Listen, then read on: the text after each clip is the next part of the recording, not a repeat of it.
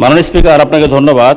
মাননীয় স্পিকার, এই গত 16 বছরে আমরা অনেক মামলা হামলার শিকার হয়েছি।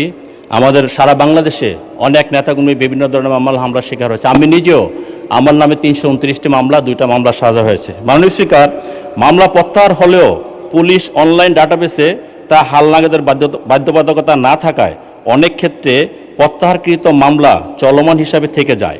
এর ফলে নাগরিকরা পুলিশি ক্লিয়ারেন্স, পাসপোর্ট, পেশাগত কার্যক্রমে নানা রকম বাধার সম্মুখীন হচ্ছেন।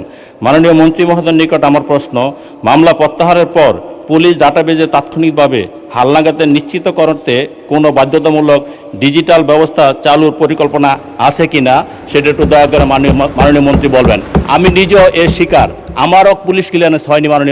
মাননীয় স্পিকার, ধন্যবাদ আপনাকে। মাননীয় মন্ত্রী। উনি যেটা বলেছেন এটা ওনার ফান্ডামেন্টাল রাইটস।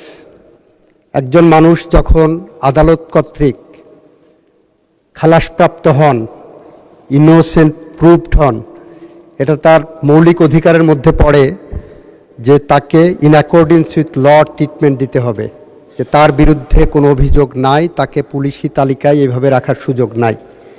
এ বিষয়ে আইন মন্ত্রণালয়ের কোনো প্রকল্প নাই। এটা স্বরাষ্ট্র মন্ত্রণালয়ের সাবজেক্ট ম্যাটার। স্বরাষ্ট্রমন্ত্রী মহোদয়ের দৃষ্টি আকর্ষণ করছি, উনি যাতে এই বিষয়ে একটু দৃষ্টিপাত করেন। ধন্যবাদ মাননীয় স্পিকার।